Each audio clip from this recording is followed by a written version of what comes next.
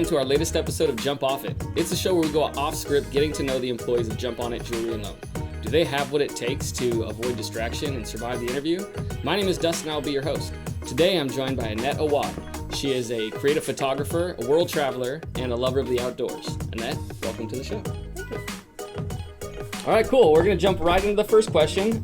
For this part, it's more of an interrogation base. So I'm going to go and flick this on real quick, and hopefully you can still see later today after we get this turned on. There we go. So how's that? Is that good? You can see me great? Oh my God. All right, so for this first question, I just want you to introduce yourself. So who are you? What is your background? How long have you worked at Jump-On-It? What drew you to working in the pawn industry? Just kind of an overview of who Annette is. My name is Annette. Who am I? I'm a girl living in California. I'm a pawnbroker and I'm blind. Yeah, as of right now, you're definitely blind. Did I forget anything? Yeah, how long you been at Jump-On-It? Oh, I've been working here for a little over 3 months. Okay, and what drew you to the pawn industry? An advertisement from a friend. Okay, cool. That's simple enough, and you enjoying it so far? Yes. Good, Very good. much. Well, again, thank you for being here. Should we leave this on for the whole thing, or should we turn it off now? I can only see white. See white? All right, well, let's go ahead and shut it off for you, and we'll jump right into the next one. Sound good? Before we get into the question, what we're going to do is we're going to take one of these bowls each. We're going to take it in one hand, and for the duration of this interview question, your answer included, we are going to hold this bowl above our head. And hopefully, no one gets wet by the end of this. And these are intentionally very unstable bowls, all right? You think you can manage it? I think so. All right, remember, the whole point of this is to get uncomfortable and be distracted through the interview. So here we go. So after talking with your sister, I learned that your time in Lebanon did not start out as planned. Can you tell me what it was like as a teenager expecting to go on a quick vacation and then not coming home for 8 years? So I didn't know that. I knew you lived in Lebanon, but I didn't realize it started as, hey guys, we're going on vacation, and psych, we're just gonna stay here. Yeah. So what was that like? It was difficult learning a new language. Okay. And not being able to actually communicate with anyone for a few months. Okay. But I picked it up after 4 months, and then I didn't really make a lot of friends at first, but then I made friends who were like family to me now. How long were you there before you realized that it wasn't just a vacation? Like 3 months. And what spurred that change in decision? I mean, it started out as a vacation, right? Well, as far as the children getting knew, it is getting heavy. You see where I'm swallowing? Still spilling water on your head. You got it. Wait. Sorry, where was I? So it started out as a vacation. What made the change? Why did you guys decide to stay? Okay, my parents had initially told us that it was a vacation, but they didn't have it planned as a vacation. We didn't have any return tickets. Got it. And I thought that our return ticket was official, but it wasn't. Got it. So they were just, you guys thought it was a vacation, but they never planned on it being a vacation. Exactly. Yeah, and how long did they end up staying? They? Yeah, your parents and your family? My mom was with us the whole time. My dad was in California the whole time. And how long were you guys there for? 8 years. 8 years. Yeah, that's pretty crazy. Yeah. Looking back on it, are you so glad you did it? Or was it like, this sucks, I wish I was back in my old high school with my old friends, and...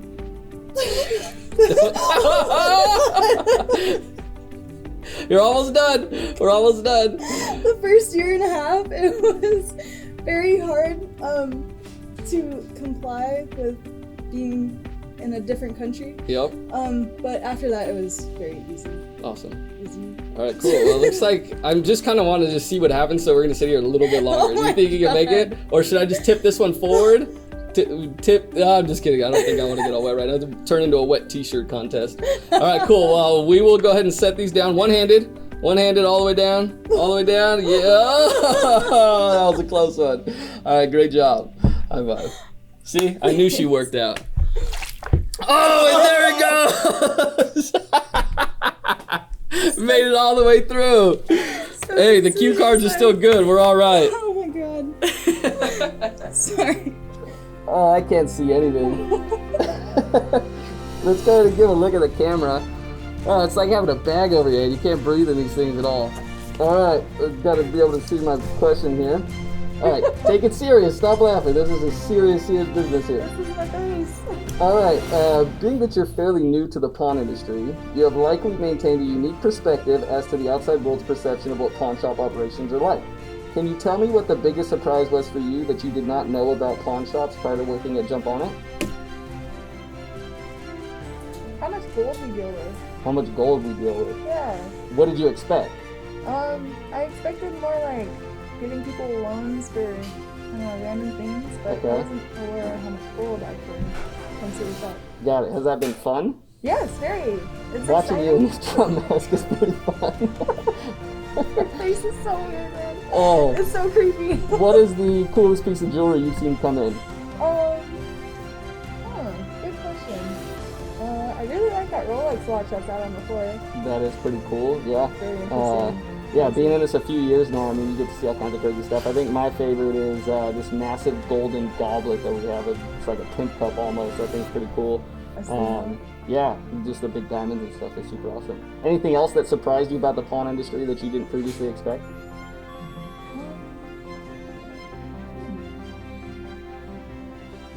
Maybe how cool my bosses are? Okay, what did you expect from us? I don't know if I take that as a compliment or a backslided backhand. Oh, no, it's a good thing. It's Okay. definitely a good thing. Watching you do that looking like Trump is ridiculous. Seeing your eyeballs go by the mess. I feel like we're in a presidential debate right now. Yes. Very serious. What about your bosses are cool? I'm gonna put you on the spot and make this even worse. I feel like I'm treated like an adult here. Okay. Yeah. Not previously at other jobs? No. No, okay. No. What was it like at other places? Too many like restrictions and guidelines. I feel like here I'm more free to interpret things and evaluate them the way I truly think they should be evaluated. Awesome. That's great feedback for the organization. I appreciate that, actually. I don't think I've ever gotten that type of feedback for us. So, Really? no, I don't think so. We try to give autonomy. I mean, that's the goal, is to make people their best selves. But I don't think anybody's actually ever explained about it. So thank you for that. Yeah.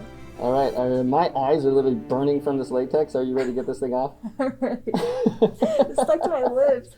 I brought you something that I think you'll love. We're gonna enjoy one of these together while we answer this question. For those of you who don't know, this is chicken of the sea, whole sardines in Louisiana hot sauce. So a little bit of spice in there and some just whole little baby fish. Are you excited? You want to go first, or do you want me to take? Just dig on in. They're not bad. I've had them before. They're pretty good.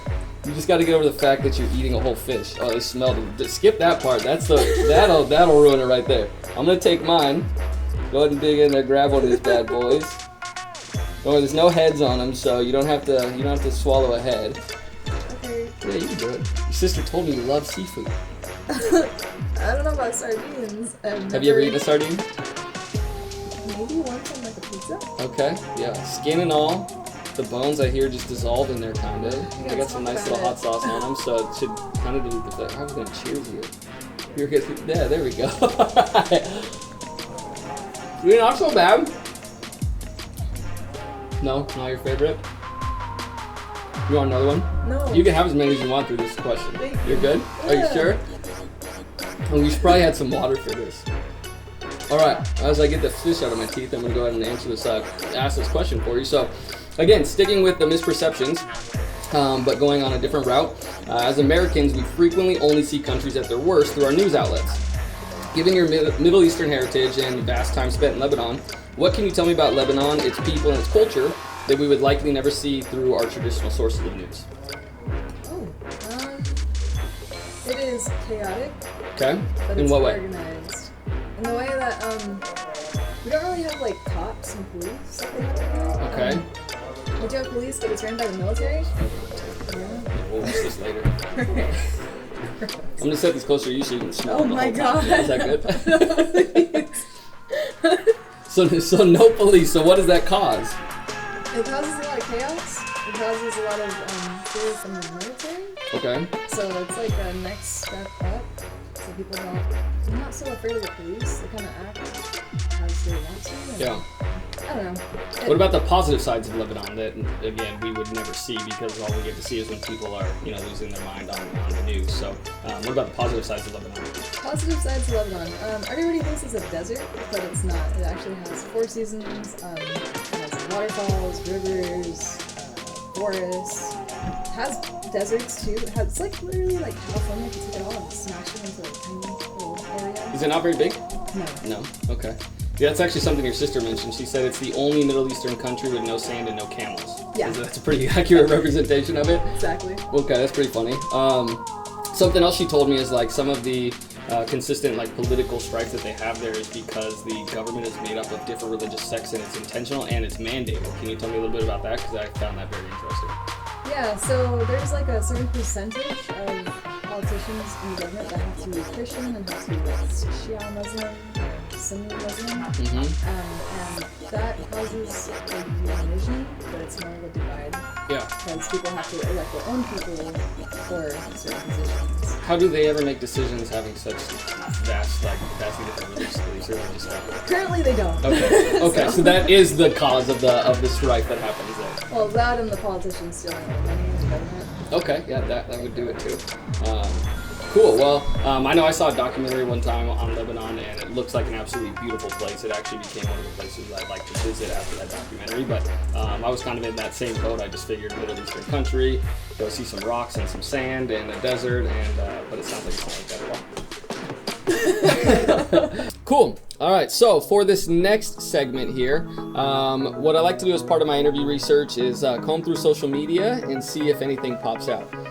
So what I found is that you're an incredible photographer, one, that you're way too close with your cat, and that you are likely a very deep thinker given the quotes that you post all over the place. There's one photo, however, that stood out to me, and I'm hoping you can shed some more light on it for me. It honestly looks like a photo from Burning Man. I don't think it's Burning Man, but that you're just completely living your best life. So when I show you this photo, where are you? What is this event? And can you tell me a little bit about the experience? Sound good? All right. So what is that? That is Boom Festival in Portugal. Oh my god! Oh, wow! Where did that come from? Holy moly! So what was it again? Oh my god, I'm terrified now. Boom Festival? Okay, and where's that held at? In Portugal. Okay. And what is it? Elaborate. It's my god. Don't worry, it's all over there. The scary part's done. Why are you still holding it? I'm not. There's nothing in here. There's nothing in here at all. Okay, so it's a festival in Portugal. Okay. And it's a giant electronic music festival. Like EDM, like the Electric Daisy Festival I hear? Kinda, yeah. Okay. It's got a million different genres of music, like live music, bands, electronic music, dance floors, multiple different types. Is that your scene? Is that like you spend a lot of time at festivals, or is that something just a one-off? You happen to be in Portugal and like I'm gonna do this? I travel to go to festivals around the world, but okay. What's been your favorite one so far? Probably Boom. Yeah. Yeah. What made it different than the others? It's huge. How big is huge? I think it's like 100,000 people. Holy moly, that is huge. It's really big. Yeah, I think I happen to be in the Czech Republic studying abroad, and we went and saw Tiesto in Prague at the O2 Arena, and that's probably my closest experience, but nothing like that. It looks like outdoors, near some sort of body of water. What's the craziest thing you saw while you were there? I saw so much. Fuck. Oh my god. You saw it. Right. Back to the craziest thing you saw while you were there. Sorry. This interrupting cow here in my pocket. Totally cow. Move. Yeah. There's a lot of really dehydrated people trying to like keep partying and drinking and dehydrated out in the water. Nobody died though, right? Nobody died. Okay, no, that's good. God. Cool. Well, you still go around and go to music festivals, or is that kind of past part of your life? If I could, I would. Yeah. But probably. Kind of shut all that down. Well, cool. Well, thank you again for sharing that and giving us more light on that background photo. Again, there was lots on there to choose from. Go check out Annette on Instagram if you want to see her beautiful photography. But yeah, that was just a super cool one to choose from. So, all right, we will be done with this air horn now, and thank you again for that. All right, so for this segment, this is one that will be repeated pretty much every time, most likely because it is the most dreadful. So if there's anything you were concerned about through this interview, honestly, this should be it, not to scare you at all. But before we jump into this question, what we're gonna do here is we're gonna just give ourselves a little bit of this hot sauce. Did you watch others' video and see how it went? Okay, cool. So you got a little bit of information. I'll let you dab your own. This is an honor system. I'm gonna go with a little dab because trust me, you do not want a lot of this. So that's my little dab right there. You can take your chip and do the same. And then once we're through this, then we'll get to the question. For those of you that are watching for the first time, a jalapeno pepper is roughly 2,000 to 8,000 Scoville units. This is 130,000. So you can imagine what the heat is like on here. And yeah, we'll be feeling it in just a second. Are you ready? Ready. Cheers. Is that alright? Yeah, that's good. Yeah, exactly. Honor system, whatever you want to do here. Finish that real quick. Before we dive into this question. Oh man, that bell signifies the beginning of our lightning round, which is where you and I are going to compete to answer industry-specific questions. And whoever is left holding the pie after 1 minute, they pay with their face. Okay, so pretty simple. I'm going to get it ready for us. Miracle War, ready, wait, please. Oh my god. Do you want to go first or second? I'll let you pick. That way you know the questions aren't rigged. I'll go first. You'll go first. All right. Uh-oh. Rookie move. We don't have a lot of whipped cream here. How's the mouth? Can I drink water? Yeah, of course. Yeah, grab your water. Yeah, that's going to be a necessity for getting through this. I'm not crying. Yeah, not at all. It's just the heat. All right. Dave's got the timer. 1 minute set. And it's gonna heat up for about 5 minutes, so you're not on the down yet. Cool. She said she's going first, so pass this to you. You answer the question right, you pass it back. You don't want to be stuck with the pie after 1 minute. Sound good? All right. We're going. Let's go. All right. What does the abbreviation HGE stand for? Heavily. Heavy gold electrolysis? Close enough. Close enough. Fine. What does the stamp 120 mean on a piece of jewelry? 120 is 1/20th gold, or essentially gold plating. What does FSC stand for? Firearm safety certificate, but that's not in jewelry. There's just basic questions, not all jewelry related. What is the decimal equivalent carat purity of 22K? 22 carat is 91.7. How many pennyweights are in an ounce? 20. Wait, what kind of ounce? Troy ounce, that's all we use. Yeah. We're good. What are the 5 C's of diamond grading? All Cut, 5. cut, color, clarity, carat, and oh crap. Cut, color, clarity, carat, and certificate? Nope. That's embarrassing. Confidence. Confidence. Something you could have had. Yeah. Is that the end of the bell? That's it. That's the best. Oh, yes! All right. That's because that's a bullshit question, and it's actually supposed to only be 4 C's, but let's go. I get to? You get to. Yeah? Are you ready? I'm ready. Okay. As ready as I'll ever be. Really? Yeah. Can I get the air horn?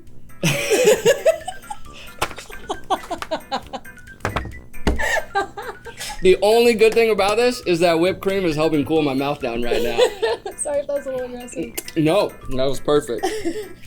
Oh, That was just all right. So we still have a question to get through here for this round.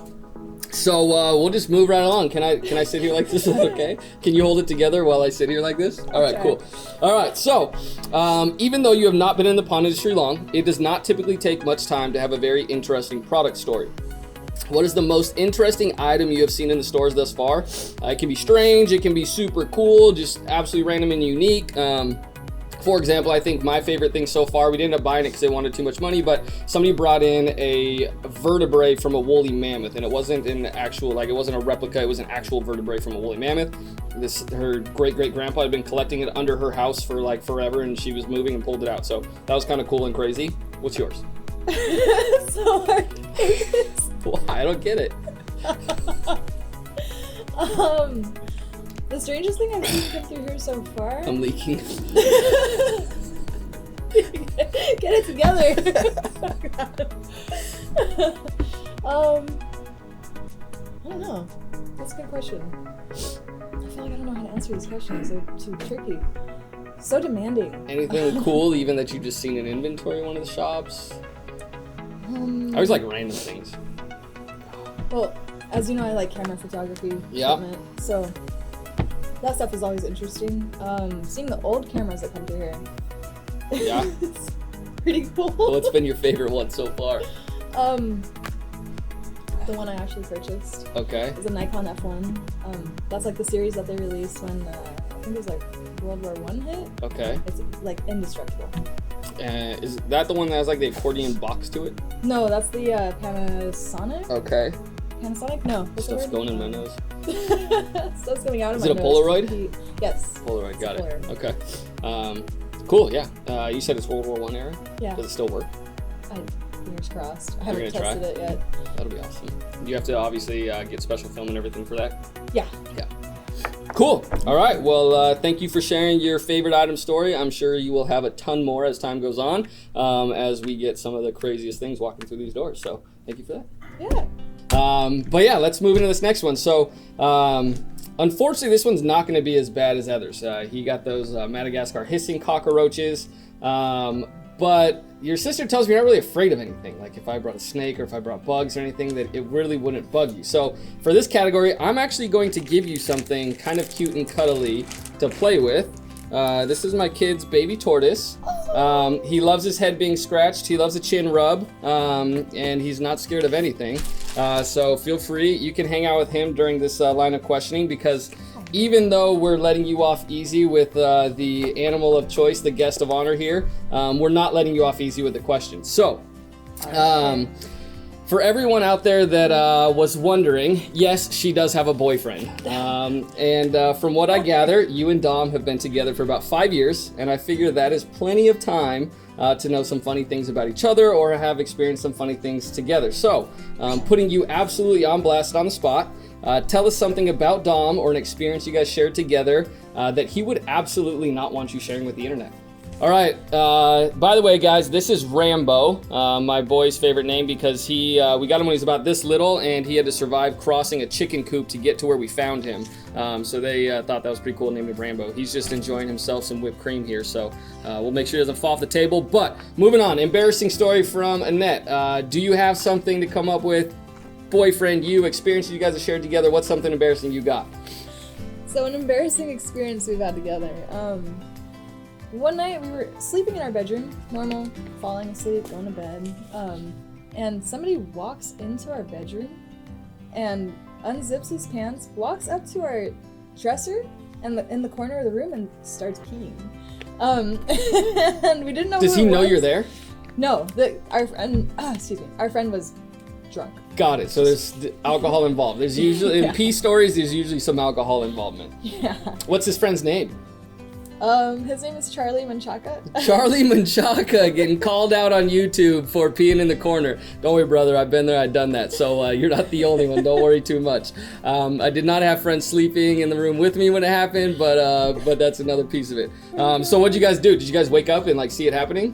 Dominic grabbed his pillow and started smacking him with it, and I started screaming at him, and he just like didn't really know. Did that just make it go everywhere even more? You getting smacked with a pillow? When he got smacked, he got shocked into stopping, and then the screaming got him out. Nice, nice. Did he go finish somewhere else in the house, or did he actually make his way to the bathroom? Honestly, I'm not too sure. No, yeah, you're still looking for that pile, right? Oh god, I'm hoping it doesn't exist. Yeah. All right, cool. Well, that is a great story. Thank you for sharing that. That wraps wraps it up for this episode of Jump On It. Please stay tuned for our next episode. We will be joined by the one and only Mr. Clean, John Borders out of Arizona. So like, follow, subscribe, and comment below if you'd like to ask him any questions going into the next episode. My name is Dustin. I've been your host today. Thank you for watching. Your friendly neighborhood pawnbroker signing off. Jump off it. Is that good? Is that good?